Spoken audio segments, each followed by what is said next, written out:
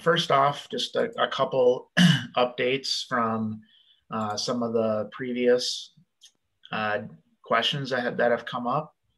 So the first one is a correction on a statement that I made last week.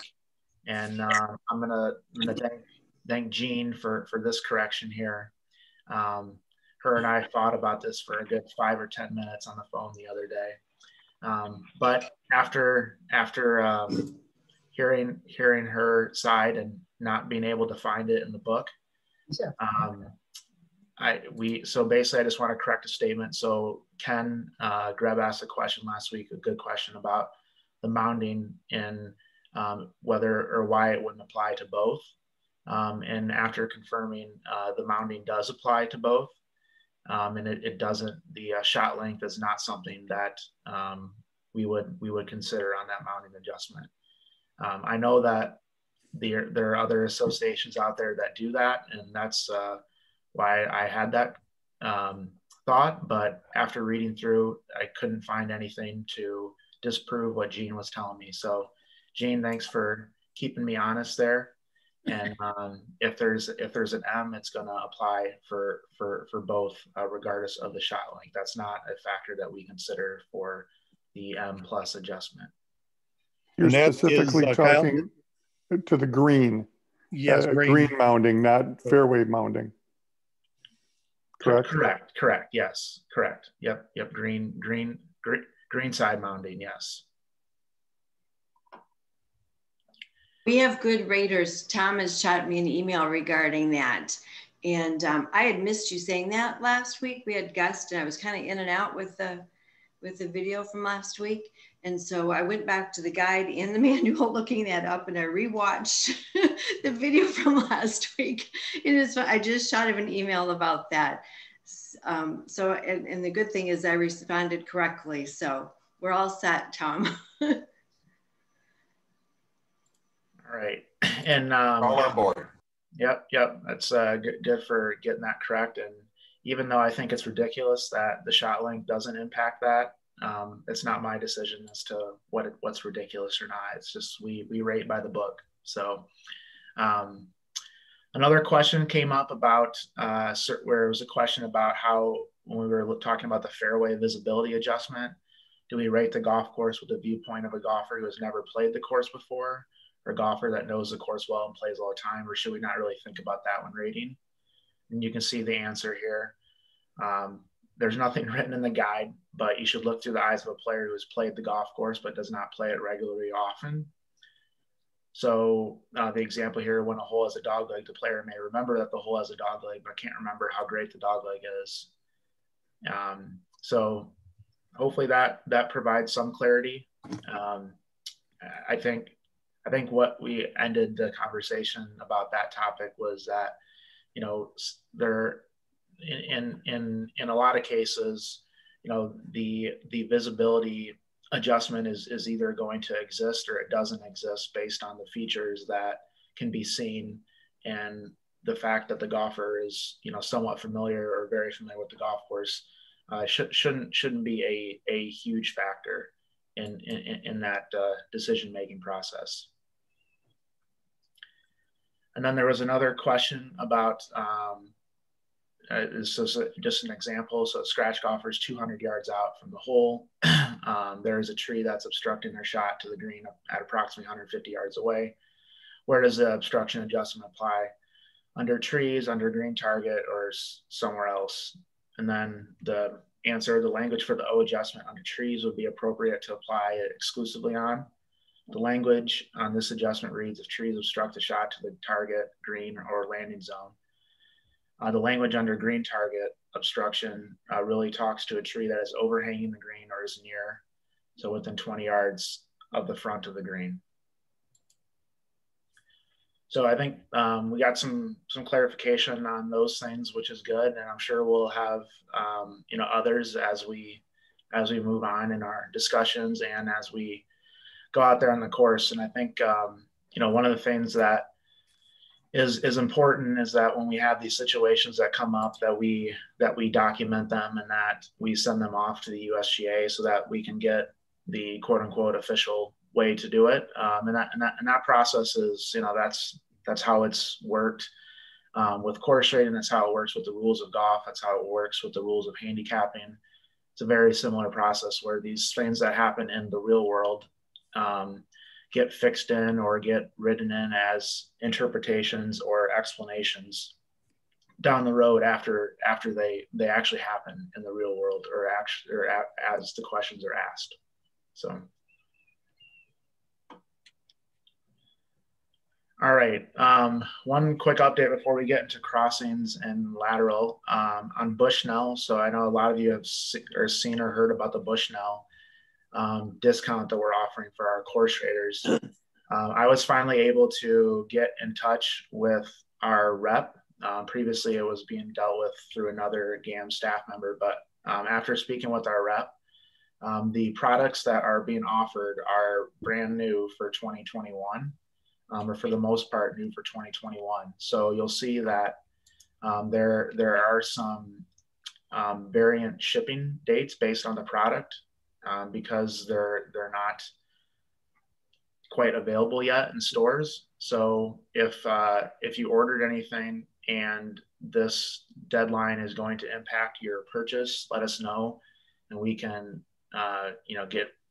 cancel it. We haven't placed any orders yet. We're going to be placing our first order next week. We haven't charged any cards or cash any checks or deposit any checks yet. So if this shipping doesn't work for you, let us know. And then for product info, I think Theodore sent over a link in the chat that has the informational PDF on the products. And so that is the official 2021 version. What's on the website now is in some places correct and in other products not. So if you did order, take a look at that to make sure that what you want is what you're getting. And if anything changes, let us know. We'll be happy to get that fixed. So, all right. So moving on to the obstacles that we're going to be talking about today. So crossing obstacles. So when we're talking about today, crossing and lateral, we're going to be talking about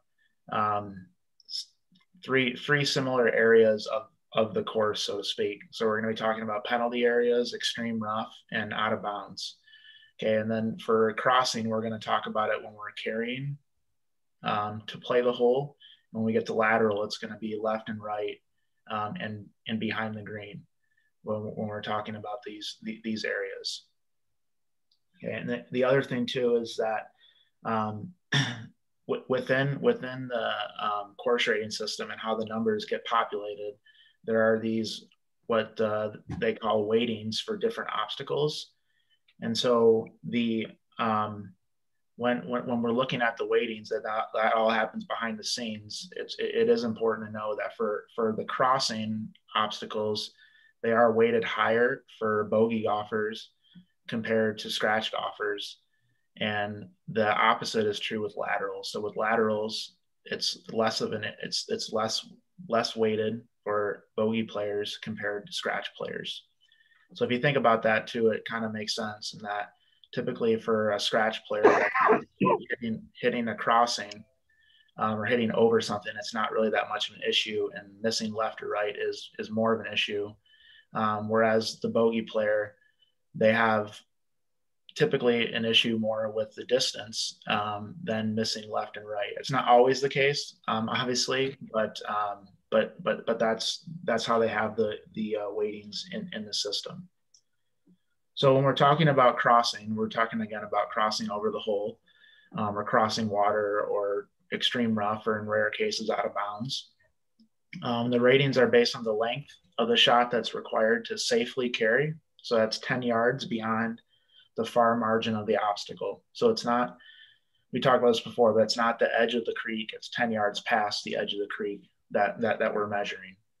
And in most cases, when we have these crossings, they're going to be measured for us. there's basically three kind of scenarios where you're going to run into crossings. You'll have a T crossing, you'll have one at the green, and then you'll have one that could be in the middle of the hole, or might be put in play because of a dog leg or a layup or something like that. And so anything that happens in the middle of the hole is going to be on you as the rater to measure. But the crossing off the tee and the one by the green is 99% of the time going to be gathered by the measuring crew that does their work before we even go out there to rate. Okay, this table is one of the rare tables that you can actually have a zero value. And you'll see when we get to the table here, there actually is a scenario where you have shots or crossings that would dictate a value of zero. And so you can see that looking at this table, anything for the scratch player for men, anything less than 100 yards is going to be a value of zero. And for the bogey player, less than 50. And then for the ladies, less than 30 for the bogey, less than 75 for the women, or for the scratch, a women golfer. Okay, there is a unique instance where that we might have a zero value from our table, but if we don't have an obstacle, if we don't have a lateral obstacle on that hole, or a value for the lateral obstacle on the hole, then we're going to have a 1 is going to carry over from the crossing to the lateral section. Don't ask me why that's the case. That's just, it is. I think I'm sure they've explained it to me at once and maybe I understood it, but that's just the way it is. So again, it happens not a ton of the time, but again, that's if your crossing obstacle value is 0 from the table, but there is a crossing. But then if you're on your lateral, there is no obstacle, or it doesn't exist, and you're going to put a 1 for the lateral in that case. So typically when we're dealing with crossings, like I said, that number is going to be on our sheet for us. So if we look at an example form 1 here, let me zoom in a little bit. So if we look at here, we can see that this crossing section here, we have a 136 measured here, an 85 here. When you see this on your sheet, this number that's listed here is gonna apply to both the scratch and the bogey player. Okay, it only shows up in one, but it applies to both. And that same goes for this other crossing at the green, which we'll talk about what this ASL is in a little bit, but that's the same thing, is that it applies to both the scratch and the bogey player when it's listed there. Okay, so that's where you'll see it on your form 1. And then just like we have for all these other obstacles, we have a way to get to our table value. And then we come up with our number, but we also have some adjustments to worry about. So these adjustments apply to both the scratch and bogey. And we have a couple adjustments here. So we have a C adjustment, which means that the carry over the crossing obstacle closely borders the front of the green. So that's, again, within 10 yards of the front of the green.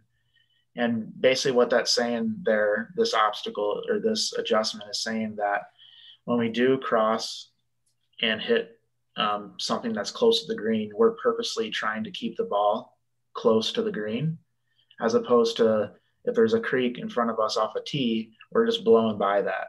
But for a crossing where it's close to the landing zone, or close to the green, this only applies to the green, then we're going to add that C+ adjustment if it's within 10 yards of the edge of the green. And we also have our percentage or P adjustment. So if it's narrow, partial, or can be played from some of the time, consider using an appropriate percentage of the table value to determine the shot value or shot rating value. So we've talked about, what that, before how that kind of works in terms of percentages, P1, P2, P3. Basically, the way to think about that is that the more you percentage off of it, the more likely you're going to be able to play from there, or it's not going to come into play as much. So if we look at an example from this, you know, this crossing here at Flint Golf Club is very, very narrow. And this is the second hole, par 3. And when you're carrying it from the tee back here on the right, you know, you've got a lot of area where if you hit it, you're going to be able to play from it. Obviously, if you hit it in the creek, you're not going to. But this value would be P minus from the value off the table, because there is all this area here where you could play from it, as compared to this one where you might have the same carry distance, but in this case here, if you hit it in the same short area, you're in the water. So this would be an instance here where you wouldn't P minus it, because it's a full carry. You have everything. There's nothing partial about it. It doesn't only cover part of the direction to the hole. But this one here is a little bit different.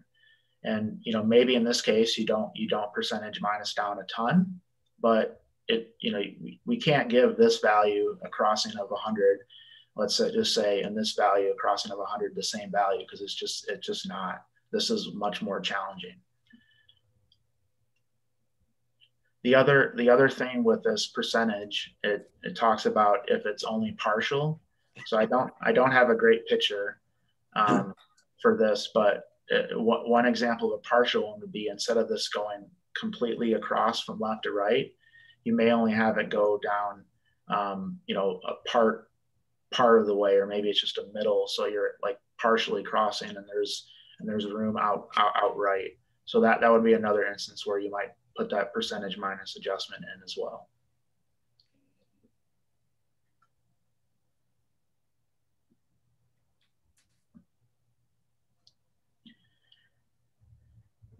All right, and then there's also a 2 adjustment. So that's if the crossing comes into play 2 or more times, on 2 or more shots. And then for this one, each rating must be 5 or greater, plus the table value plus adjustments. And then the adjustment is made to the highest of the shot evaluations. So if you add the 2 together, or all of them together, and they total 11 or less, then you're going to add a +1. If they total 12 or more, you're going to add a +2. This does happen, but not a ton. We'll see it probably this similar concept we'll see in lateral, and it definitely happens more there than it does in crossing. But basically, just like lateral, and just like some of the other things we talked about, is when we were on our Form 1, we're evaluating each crossing, and then we're going to take the highest number. So we could have a crossing at the tee and a crossing at the green on a par 4 or on a 2-shot hole, and we're going to apply the higher number in that case. But like what this adjustment is saying is that if they're both 5 or higher, then we might have an additional plus 1 or +2 adjustment, depending on what the numbers end up being.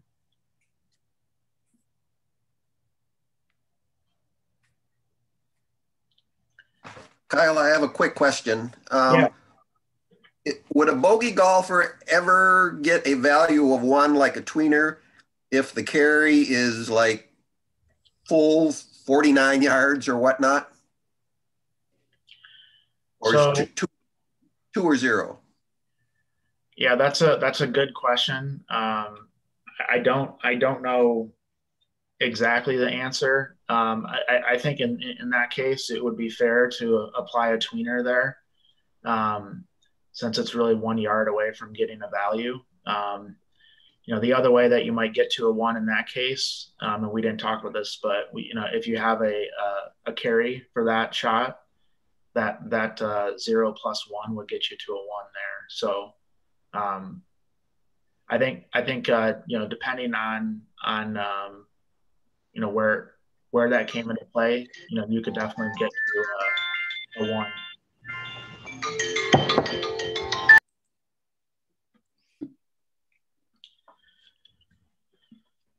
All right. So let's, we got a couple examples here. So we're going to do, again, this is men's. So we got a 136 crossing at the tee for both men and scratch and bogey. So 136, our value is a 2. And then 136 for our scratch, or for our bogey, is a 5. So on our form here, we'll have a 2 and a 5. Oh, red today.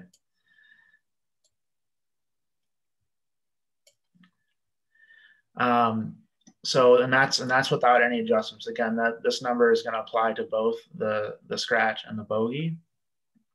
Okay, if we had adjustments, then we would put those in here. So let's do another example. In this case here, let's say that this one here, it's not a great example, but let's say this one here. We'll talk about this ASL here. So it's actually that's not realistic either. But let's just say for just for example purposes, if we had an adjustment, a C plus adjustment, again, I put it in the middle if it's going to apply to both people. You know, everyone is a little different on how they do, but then you'd have 85. So if we go 85 back to our chart, and let's just use the women's chart here for this one, even though our form is men's, so just to use the women's chart. So an 85 for a female is going to be a 1. And then for the bogey is going to be a 4. And then if we were to do 85 for male, I'm thinking I probably want to write that on there so I don't confuse people that look at it later possibly. So 85 for male, it would be a 0 here, and then a 3. But then if we do have the C plus, that 0 turns into a 1. And the 3 turns into a 4.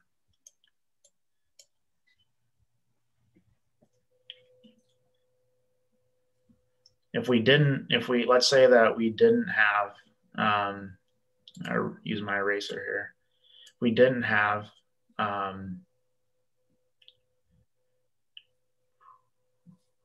let's see.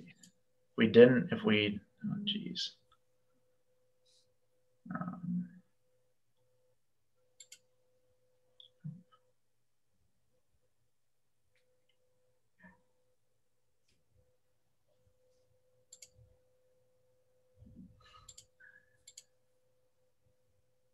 Sorry, I'm just trying to figure out how I can draw again.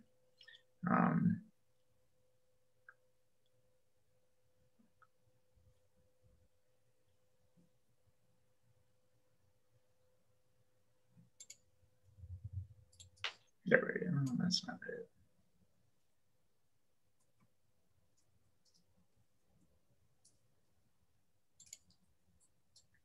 There we go. All right. So if we had, sorry about that. So if we had an 85 for our male, that value would be a 0. But let's say that in this case here, it doesn't look like we may not have any lateral here. So let's just assume we don't have any lateral here. So if this value is a 0, then what we do, since 85 on our table is, if we go to our table, 85 is a 0. Then it's also, we don't have anything here, so we're going to write in a 1 for this value here. And then our crossing, 85 for bogey, is a 3. So we'd have 0, 3. And then if we didn't have anything here, then we'd have a 0 there. I believe that's correct. Connie or Mike, I know you guys, I learned this from your guys' Form 1s a couple years ago, but I think that's right. Kyle, as you say, it makes no sense, but that's correct. Yep. All right. And then the other one that I want to talk about here is this ASL. So that's when we have a crossing at the green. So what this ASL stands for, it's approach shot length. So basically what it's saying is that it's minus 78. So for us to get our crossing for the green, we're going to use this 78 and we're going to subtract it from our approach shot. And that's going to get us our crossing value. Okay. So in this case here, we take the 145 minus 78, and that is 67, I think. So then our crossing at the green would be 67. And then if we go to our table or a scratch, we'd see that that value is a 0. So we'd have a 0 here for that. This isn't a great example because we have our golfer here hitting to 25. Well, chances are, that could be, it's probably going to be in the water or whatever this crossing is. So we might have an adjustment here, but that's how this ASL is done. So that is, you take that number, subtract it from your approach shot, and then that's how you get your distance to cross. And then you use that to go to your table and get your value here. Kyle, from that description there, where the future approach shot would be made from 25 yards, mm-hmm. plus the 170 yards that the bogey player would be hitting as second shot on that hole, you can calculate the fact that the carry safely is 117 yards on crossing additional. Okay. He has 53 yards of playable area, safely carrying to the 25-yard new approach shot length. Okay. So you said 117?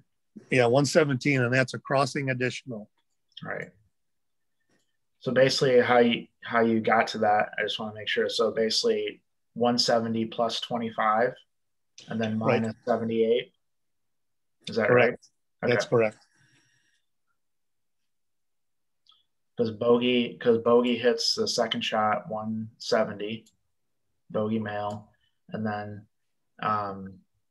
plus 25, and then minus, just so everyone sees it, minus 78. And that's how we get to that number. And then 117 for our bogey would be a 4. And again, if that's a narrow something or other, whatever, that could be P minus a bit too. Sure. Okay. Good math there. All right. So then the other thing too, so we kind of hit on it here. So with this crossing, that's an example where you'd have that additional or that middle crossing. But there are going to be times where that crossing number is not going to be measured for you, and you'll need to do the math to do it. And we talked about it too when we talked about dog legs. There could be some times where a dog leg, requires you to measure a crossing value that wasn't measured because that golfer is now playing the hole a little bit differently than, or at least the line of play is different than the normal down the fairway and to the green.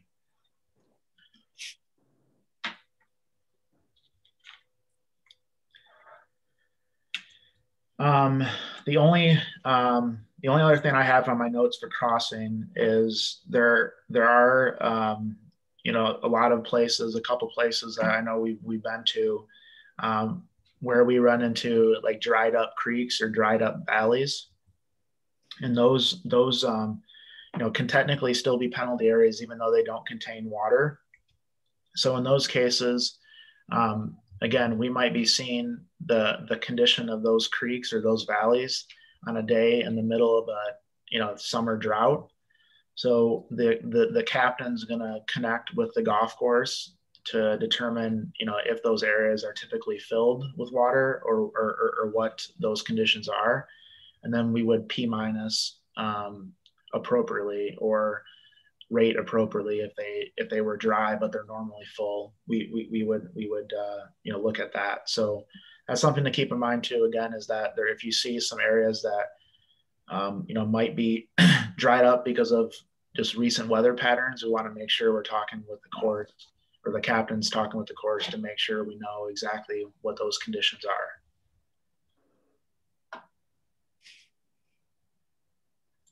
All right, any questions about crossing before we move over to lateral? Yeah, I had a question, Kyle. Mm-hmm. The math that you did for the bogey player, if his shot length would otherwise be 25 yards, it's because he can't reach the green anyway. Does the ASL of 78 tell us that that's the diameter of the crossing, and that's why his landing zone of 25 yards would be in the water? Or so I think I'm not asking the question yeah. with self. No, it's not. Yeah, go ahead. I think I misspoke when it said it would be in the water. I think what that ASL number is saying is that the safely the safe carry mark is 78 yards from the middle of the green. Okay. So okay, and that's why you have to do the math for the right. bogey player. Okay, it right. wasn't that I was thinking of a little narrow creek in front of the green, and his 25 yards wouldn't reach it anyway. So I get it now. Never mind. Thank you. All right. There was a question in the chat about do we agree to these numbers as a group when we're making the assessment? So when we do put together our sheets, we're definitely congregating at the green, discussing certain values, but every sheet is going to be a tad bit different because of the different landing zones and the different approach shot lengths that you have. So just because my number is going to be a 5 for crossing, doesn't mean that everyone's number is going to be a 5. But there are certain things that we'll talk about. For example, under the crossing, if we have a carry or C plus adjustment, which is the one that's if we're carrying something closely bordering the green, we'll all talk about that to make sure that we apply it. But it might be turning a 4 to a 5 for me and a 2 to a 3 for you. So yes, we do agree or talk about the numbers, but they're not going to be the same. It's going to vary on what sheet you have. Kyle? Mm-hmm.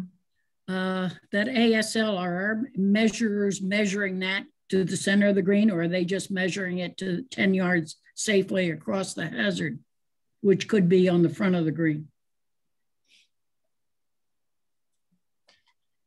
If I can slip in here, this is Mark. We do a lot of this measuring. We would take a position 10 yards safely crossing and measure the distance to the front edge of the green from the safely crossing area. And how deep is this green? You've got it up a little too far. I can't see it, Kyle. What's the depth of this green? Yep, depth of the green is 28 yards. So half of that is 14.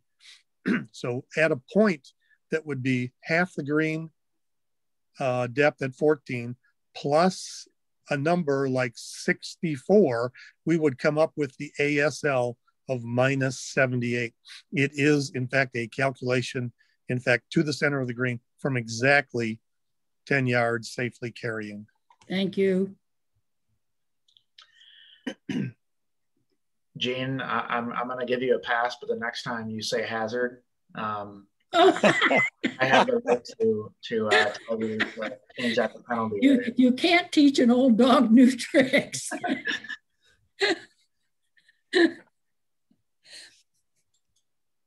Hey, Kyle. Yeah. Smart.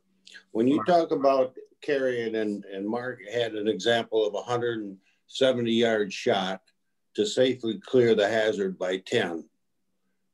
Does anybody give consideration the fact that the ball is only going to be in the air 150 yards and not 170? So if I can answer that, Kyle, the only number we've got there is that the third shot for that bogey player is 25 yards. We know that the ball's coming out of the air at 45 yards, which is his 25 yards a roll. So he still has to cover 117 yards to safely carry the plane. So the 20 of roll is not a consideration when we've only got the 25-yard consideration as well as his 170-yard total length of the shot. Yep. So I think the other thing too, Marv, I think you bring up a good point. So let's just say, for example, like this ASL, instead of being 78, was 170 or 160. In that case, we would know that bogey player, because when they hit that 170-yard shot, it hits at 150. Or that's the roll there. So in that case, you would potentially have a layup, possibly. Right. Yep.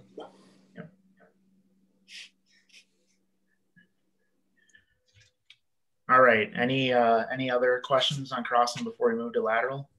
I just had one quick comment, Kyle. I hesitate to even mention it, but I can think of a few instances on courses simple, like Briar Ridge, for instance, where you've got little dip areas which kind of look like a crossing, but literally the only time there's water in there is when they're trying to manage after a significant rain in the water.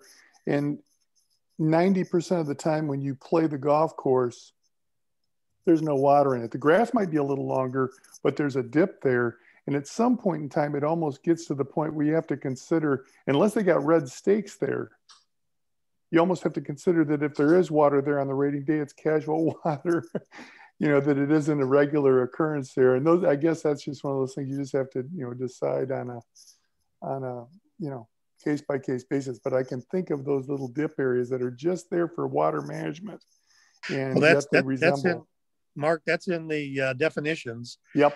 If that grass is unmaintained and allowed to grow 6 inches or greater, and that's the way it is all the time, then it is a penalty area and must be considered.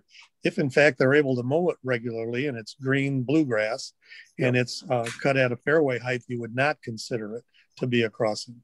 Right. Yep. Just wanted to mention that those things occur sometimes, and people look at those as crossings, and I guess I'm thinking ones that are not 6 inches, high grass. But anyway, just mentioned it. Detroit Golf Club has that. I remember going through that discussion the couple times that we've rated that. Mm-hmm. Kyle? Yeah. Another question. I think you were alluding to the idea that somebody's shot to the green would come in so hot that he wouldn't be able to stay on the green, and that's what it would make him want to lay up? No. So when that golfer's hitting when the bogey male golfer is hitting their second shot, they hit it 170, but it comes out of the air at 150. Yeah.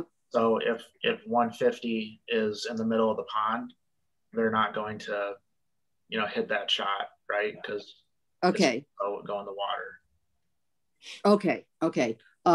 is there any consideration for, or maybe that's in the table, that the approach to the green might require such a big club that you come in flatter and you're going to get more roll and could potentially roll off the back of the green? That's a player's decision to lay up then, but is that accounted for anywhere else in the system? Yeah, so I don't think that's really necessarily. I mean, we're you know, we don't account for that. When we're dealing with the roll, we're assuming, you know, averages, right? So in some cases there could be more, it could be less. We're just going to assume an average of 20, but you know, we won't take that into consideration unless there are things like slopes or things like that would make it more or less likely that they would go farther or go less. But in terms of a layup, that probably wouldn't come into play. Okay, thanks. Mm-hmm.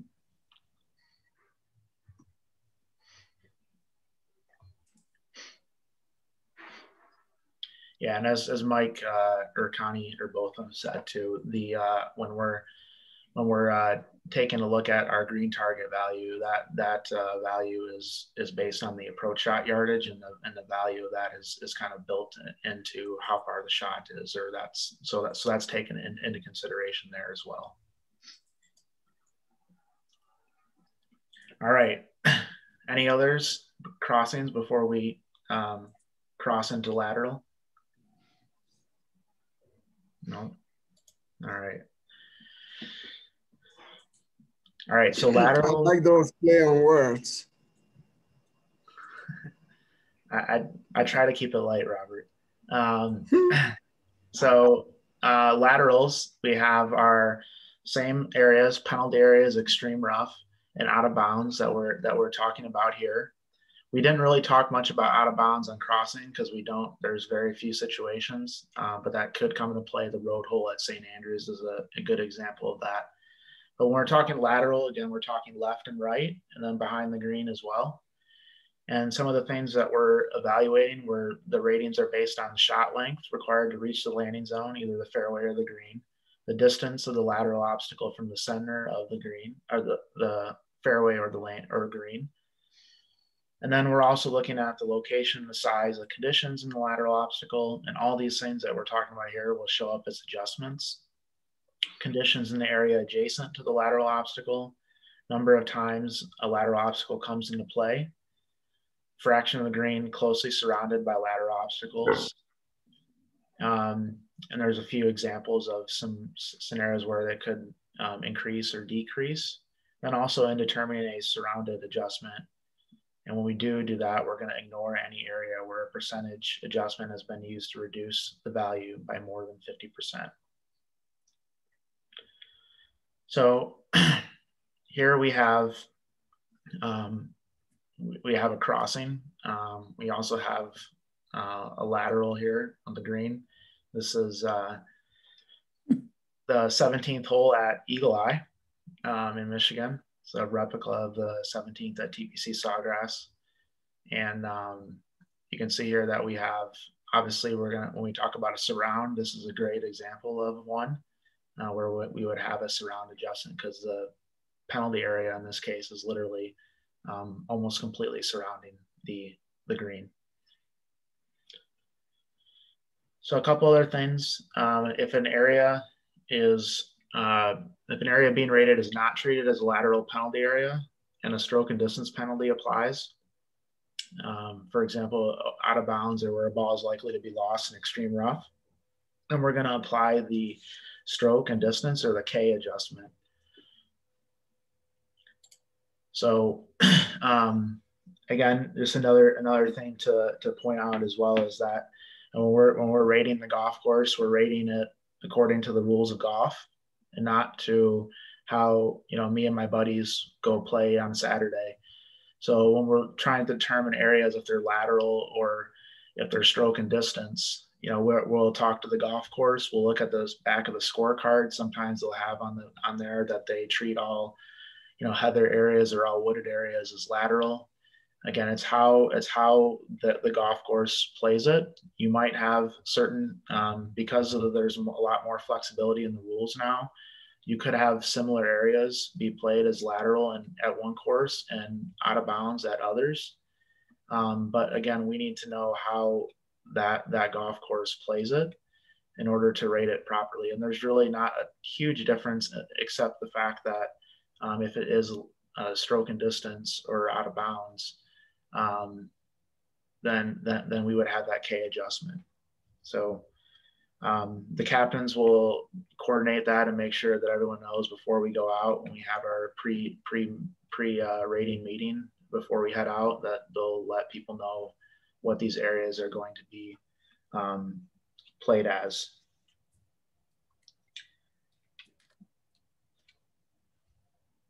Okay, and then this last sentence here is just the same. We talked about this at the crossing. Again, if there's a crossing obstacle that exists, but there's no lateral, then we're gonna have a 1 value for the lateral in that case. All right, so here's our chart for lateral. So we have quite a few more adjustments, but again, and then these all apply for bogey, scratch and bogey. And then we'll also, you'll see again here, we have one for men and one for women. And then there's a third table here where we talk about surround. That's specifically for that surrounded adjustment. So first one is the B, or the bounce adjustment. So you could have situations like the cart path, sloping ground, that increase the likelihood that a ball will bounce into an obstacle. And again, here there's a note: do not use if the distance from the center of the target is less than 15 yards. And I guess they're just assuming that it's already really challenging that way and you're going to have a big number. So you don't need to increase it. And then you might have the opposite. You might have an out of bounds fence or a bunker that would prevent the ball from going into a lateral, whether penalty area, out of bounds, etc. In those cases, you could apply a B minus for that. And there's another one here at the end. It was interesting when I was reading these things today. There's a couple of things in here that I knew for sure I was doing wrong, and we'll get to one in a second. But the other thing with the B minus is that there's a comment there at the end, or the obstacle only comes into play behind the green. So typically we discount anything that's behind the green when it comes to lateral. Typically or at least I've always done that with a P minus, but by rule, if it's behind the green, it's supposed to B minus it, as it says here in the book. And then the K adjustment. So we talked about that, stroke and distance. If the area is not treated as a lateral penalty area and a stroke and distance penalty applies, such as OB, or where a ball is likely to be lost in extreme rough. And then here's the comment that I read today that was, at least for me, I've never done this. So do not use if the rating value is 1. So table value minus a B adjustment. So I know I've done it a lot of times where I'd have a 1 and I K plus it to a 2. But what it's saying there, if I'm reading it correctly, is that if the value is a 1, even if we have a K adjustment, we do not apply it in that case. So you'll definitely run into that where you have out of bounds that could be 40 plus yards from the middle of the fairway. If your value is a 1, you would not apply a K adjustment based on my reading that. So I probably did 15 courses last year, did that wrong. We also have the percentage adjustment, or the P. So that's if the obstacle is narrow and only borders part of the landing zone, or could be played from some of the time, and or a significant barrier, tall net, steep slope, minimizes the chance that a shot would reach the lateral obstacle. And you consider using a percentage of the table value. So again, we talked about this previously, but typically that's done in percentages 25, 50, or 75. So a lot of people will note that as P1, P2, or P3. And again, the more the higher the p-value is, the smaller the number will be at the end. And the higher the p number is, the more likely you'll be able to play and recover from that area.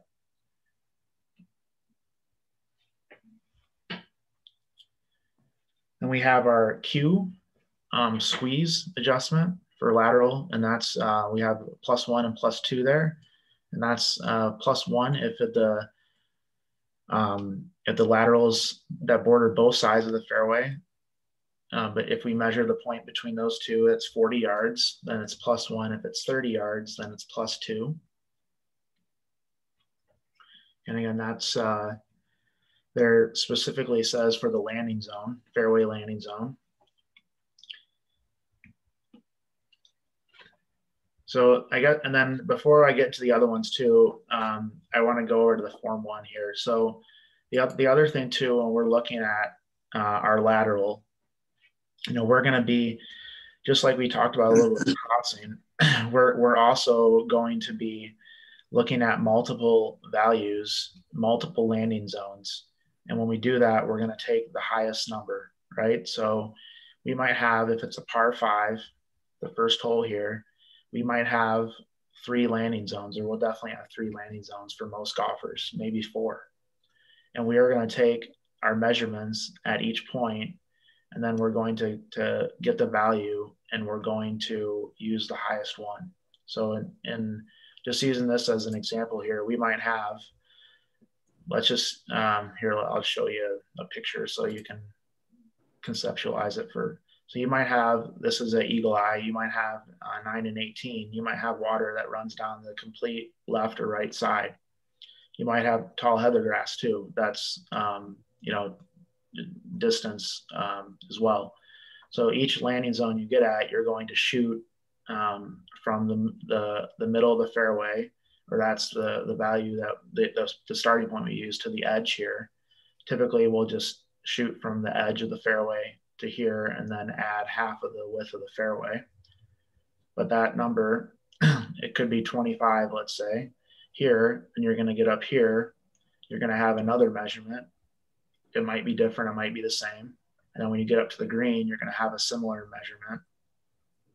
And you're going to have all those on your Form 1.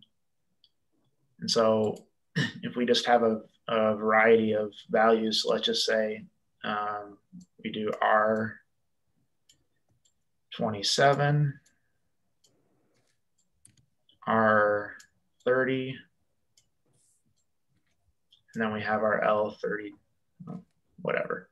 It does L or it'll just say that's R for use this example. So then what we do is we'll go to our chart. So we have 27, 30, and 32.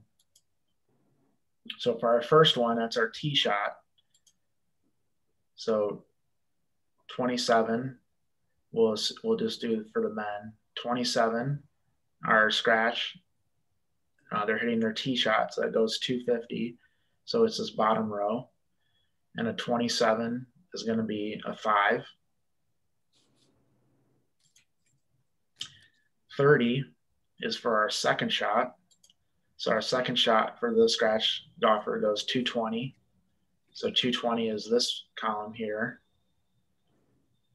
And 30, I think it was 30, is the 3. And then our last number is 32, but since this is our at the green number, we're going to look at our approach shot. And so 83 is going to be a 1. So I know that's a lot, and once you do it a couple times, this will be fairly easy, but then you'll see that we have, for these, we have values of 5, 3, it's a terrible 3, and 1. And we're going to take the highest value of those. So we're going to take a 5 down here. And that's assuming we don't have any adjustments. If we have any adjustments, we're going to make those. But some of these adjustments are what we call shot specific.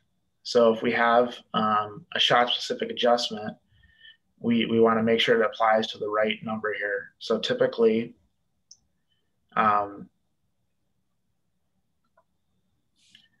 typically what I'll do is I'll write my R27, and then if there's, if there's a K, I'll put the K adjustment there. If there's a P, I'll put the P adjustment right there with that landing zone shot. And so if you you know, as you're starting out, and until you get this down, you know, we definitely recommend that you write down all of them. At some point in time, when you get a little bit more experience, start to learn the tables, you'll start to understand that you won't need to look up that value, that last one, because you'll know that the lower value, that R27, is gonna, what I like to say, win the day and be that number that you put on your sheet. But you also have to keep in mind that just because it's a shorter distance doesn't always mean that that's going to be the value that's going to end up on the Form 1, or end up on that line, because if you have to factor all adjustments in those numbers as well. So you could have something that's, you know, 27 yards, but you might have some P minuses that get the value down, and your 30 value might have pluses that get that value up. So if you're not sure, not 100% sure, you know, definitely look all those values up before you get this final value down here for lateral.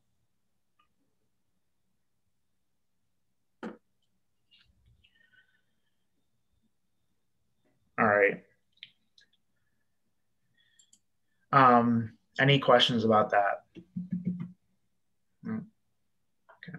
No, I would just like to, I mean, what you said about putting those adjustments next to the proper landing zone is really something to drive home, because if you just put it down at the bottom and you don't remember sometimes later, it's really important to put them next to the landing zone when you're doing it.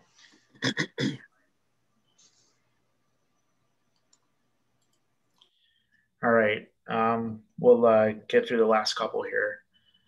So then we have a surround adjustment, which we think about that example of the 17th hole at Eagle Eye, where we have an obstacle crossing or lateral, and in order for us to apply it, our green target needs to be 5 or greater for the scratch player, but can be any value for the bogey player. And then it says to see the table to the right. So I know this is a little, it's not the best picture, but basically you have certain distances from the penalty area to the edge of the green. And if it's in 5 to 10 yard window, then you figure out, okay, is it a fourth or a half of the green that's surrounded, or more than half? And that applies, that will come up with a potential adjustment. Then if the numbers are less than 5, which I would imagine if we went to the Eagle Eye example, we would have less than 5. And then we would figure out how much is surrounded. So if we think about that picture, we're going to have, you know, definitely more than half of that green is surrounded by something that's less than 5 yards away. So we're going to have a +2 adjustment. And in that case, there's a little note there that tells us we also need to apply this S adjustment because it's so severe under R&R.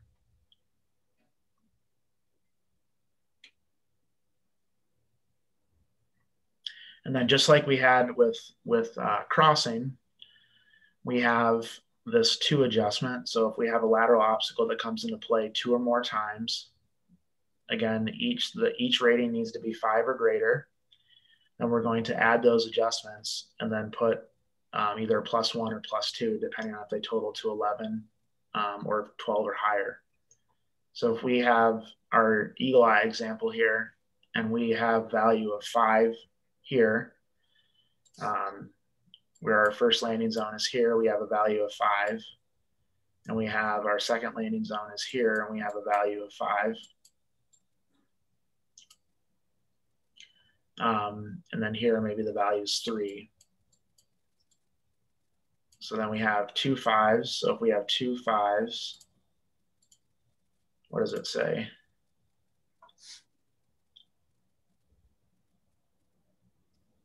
+1. So add values of 5 if greater. So in this case, I just want to make sure I'm doing this right. But if it's 5 and 5, and do we have any adjustment? Doesn't it need to be 11 or higher? No, if it's less than 11, it gets the +1. It says total of 11 or less. Oh, or less. Yep. Sorry. Yep. So 11 or less. So yep. So I've got 5 and 5, and then so that means my value will end up being a 6 for this. But if my thing was 5 and then 7 here, then I would have a value of 7 plus 2 to a 9. Is that correct? Yep. Yes. Okay.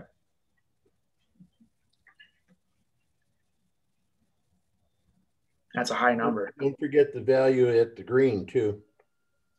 Correct. Yep. But you don't add it in because it's not a 5 or greater. Right. Yep. So it needs to be 5. In this case, our example here, we said that value was a 3. So this must be a hard hole or something. So. All right. So I think that's all we have for today. Hey, Kyle. Yeah. Mm-hmm. Sorry. Back on that picture, if you're playing the other hole, does the sand trap next to the water minimize your chances of going to the water in some way, and then you'd have to account for that? P minus. P minus it. So if you did determine that, it'd be a B minus in that case. Oh, B as in bounce minus. That's correct. B as in bounce, or P as in percent. B as in bounce. B as in okay. Yeah. Okay. All right. Thanks. Yep.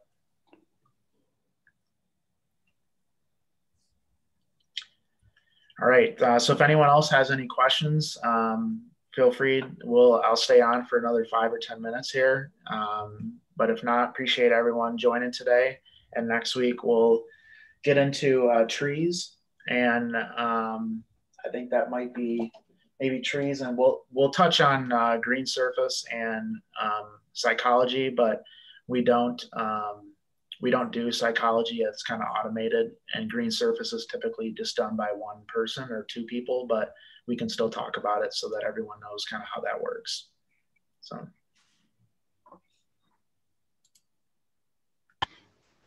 Hey, Kyle. Yep. Mark Anderson calling. Hey, just obviously you've had a couple of these training meetings, and are those all? How many have you had so far? This is the first one I guess I've seen. Sure. In a little behind the 8 ball here. How many do you have prior to today? Yeah, so I think this was week 6, but we record all of them, and they're available. If you got the email that was sent out this morning, there's a link there to the list of all of them, and you can review them. And you're definitely not behind. Now that you're here, you're moving in the right direction. So thanks for joining us. No, hey, this is interesting. And I saw that you mentioned you're doing this every 10 years, at least every 10 years, because obviously golf courses are changing today. Plus, they're building. Well, if they build them different, that's one thing. But they're taking trees out today, so the golf courses are changing just for turf growth. And but I'll go back and review those, because obviously it's hard for me to really understand exactly what you're doing here with all these numbers. Right. Yep. Well, you'll definitely pick up on it after you go through some sessions, and if there's anything we can do, just let us know. Okay. Perfect. Thanks. All right. Thanks, Mark.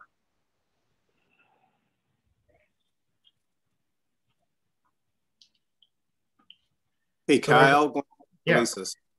Hey, just a question with regards to lateral hazards. Mm-hmm. In your picture there that you have, Yep. And is it possible you could have a lateral hazard on the right and say it's a par 5 and then you have a one that's closer on the left, say the heather comes in and it's a little, so on a par 5, you can, so you evaluate the one that's closer to the landing spot? So you will, in this case here, that this actually here to the left of the cart path is all heather. So you would evaluate both. But again, the highest value would win. So in this case here, you know, you would still get this measurement. It might be, let's call it left 42. And then, and then you would go to your table and look that value up. And if it was higher than this one to the right, you know, then you would use that one. Okay. Makes sense. Yeah. You'd be able to apply a squeeze too if it's less than 40 yards. Right. Yeah. If the distance between the water here and this penalty area was 40 or less than 40, you'd have a squeeze adjustment there. But this hole for sure, that doesn't come into play. Kyle, I have a question. If you would have a squeeze there, a +2 squeeze, would you have the player lay up by choice? Where here? Well, not necessarily this hole, any hole. Would you determine that? Well, he could lay up and still get to the green in 2, or if it's a, would that come into your judgment on the layup by choice? Because what happens if you give him a layup by choice? Now you're measuring the distance between these obstacles at a different place. Mm-hmm. I think it would just depend on you know, the hole. I mean, obviously a par 5, you know, it'd be a lot more likely. But I think the other thing too is that what those obstacles are, if they're severe or not. If they're severe, if it's water on both sides and you're hitting into a narrow neck and you can lay up to 70 or 80 yards, yeah, I mean, of course you're going to do that. So, or at least I would apply it in that case. The scratch golf are more likely than the bogey. For sure. But I think a lot of it just comes down to, I mean, par 4 versus par 5 would be a huge thing for me. Yeah. Okay. There was a question about what type of rangefinder. So for our rating purposes, we do require a rangefinder so you can measure distances laterally, like the widths of the fairways. So any kind of rangefinder will work. It doesn't need to have slope. It doesn't need to have anything. Just a normal rangefinder will work. But if you have one that has slope or has other features, that's fine as well. Kyle, can I just follow up on that since I have a similar question? Yeah. And this is Cynthia Radcliffe. I've never had a rangefinder before, and I have looked at the Bushnell specs on all of them. And my decision is I want to get the rangefinder that the most people who are rating have, whether that be the V5, the V5 Shift, or the Pro XE. I don't really care which one, but I would like to have the rangefinder that the most people have. So when we're comparing that, they're going to be most like, or if they can show me exactly how to use it, I would like that. So which one of those 3 is the one that most of the course raters have? It's probably, I don't know if I have a great answer for that. I would imagine that it's kind of all across the board. So, I mean, I think, whatever one you get, someone will be able to show you how to use it, because they all work very similarly. So personally, I would recommend just getting for someone that's new and that hasn't used rangefinders before. I would just get the regular basic one, so the V5. V5, okay. And Cynthia, if I could add some input. Cynthia, if I could add some input. This is Mark Ultima. In my perusal of these over the last couple of weeks, there's couple of advantages that that Pro has. First of all, it's the only one that's waterproof. I've had to send a couple of them back because we do in fact rate in the rain. So when the water gets inside the lens, et cetera, you start getting bad feedback and you can't see what you're shooting at. So that Pro has an advantage there. The Pro also has the slope adjustment so that you can determine the elevation change between your landing zone and the green target. So if money is no object, the few extra bucks for the Pro, I think is quite appropriate. Oh, thanks. That's good to know, because what I don't want to do is buy the least expensive one, get out there and find, wow, for $100 more, I could have had the better one, and then have to spend the money for the better one. So I appreciate your input. Thank you. Yes, ma'am. Yeah, this is Leroy too.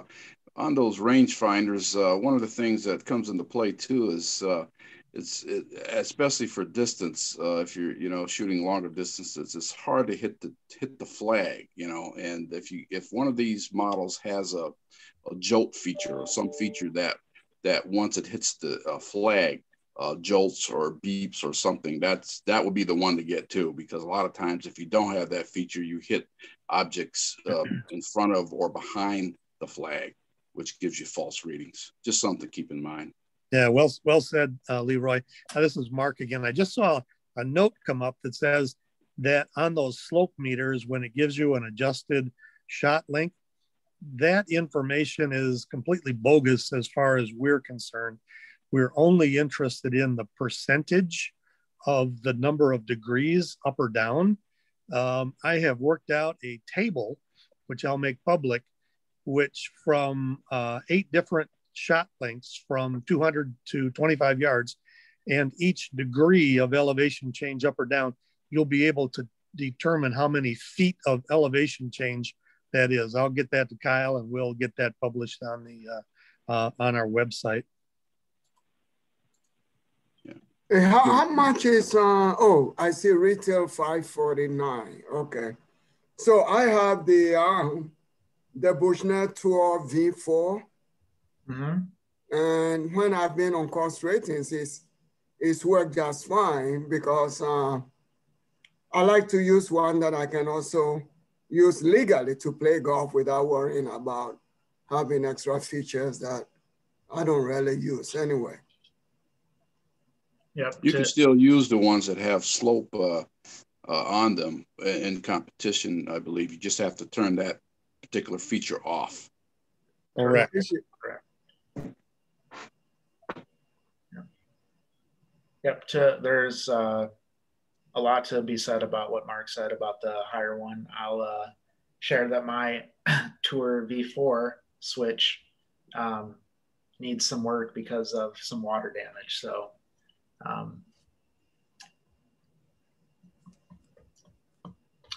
right, there's a few other questions that came in. So Jack's still on.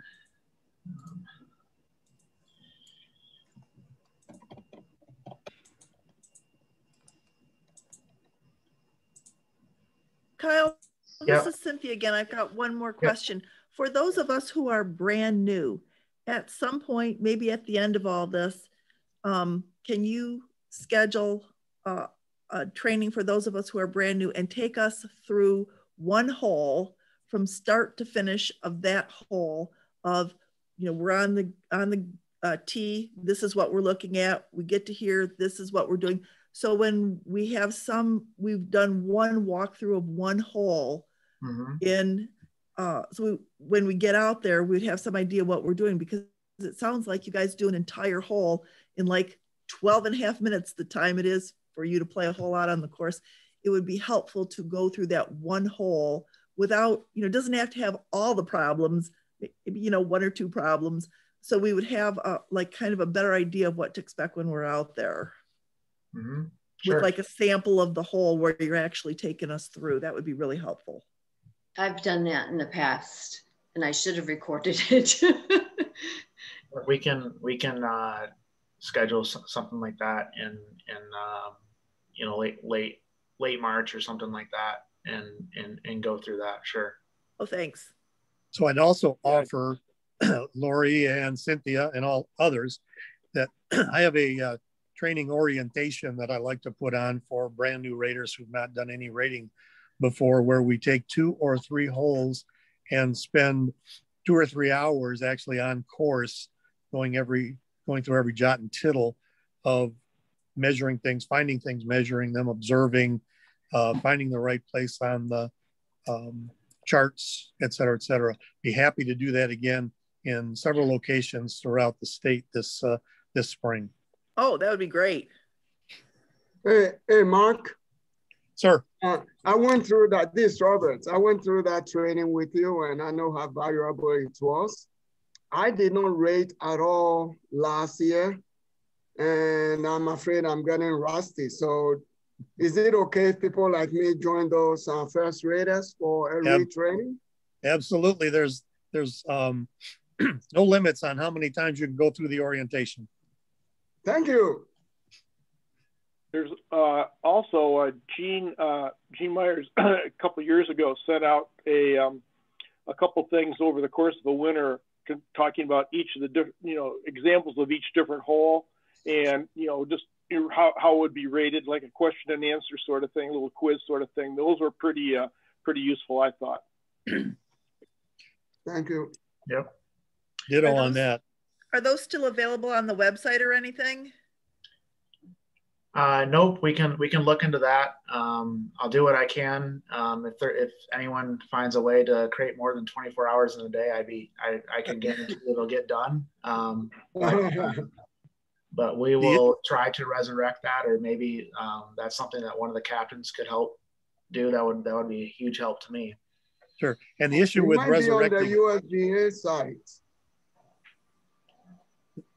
I was just going to say, Kyle, that the issue with resurrecting those is I believe we've had 2 manual changes since then, and all of the charts are different and the adjustments are different as well. Yep. Yes. And that's true. The USGA is working on some training materials as well. I was actually on a call with them yesterday, and they gave us an update, but it wasn't much of an update. So I would expect to hopefully see something in like May or June timeframe. So it'll probably be more for next year, but we'll do what we can to get everyone the training that they need. There was a question here about the cart path against the heather ever considered. So in that case, we wouldn't consider the cart path part of the obstacle unless the course marked it as such. So you might have instances where the course in this example here with the penalty or the heather up here on the top left, they could put red stakes along the side of the cart path. If they did that, we would include it, but if not, we would not include that part. But the cart path could be a good reason for a B or a bounce adjustment, making it more likely that the ball would reach the extreme rough area there.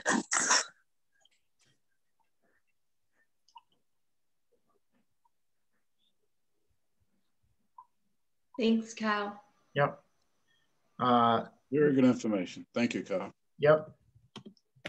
Kyle, I have one more thing. Yeah. Could you go back to your very first slide where you were answering some questions, those 3 Q&A units? Yeah. Hold on one sec.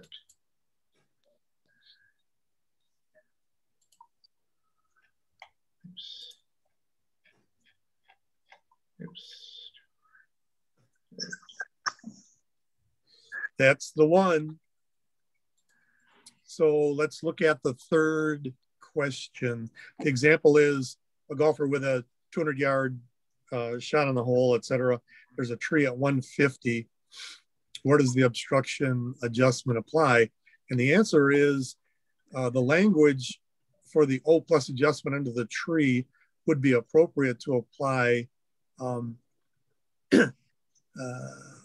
it exclusively on. The language on this adjustment reads, if trees obstruct the shot to the target green or landing zone.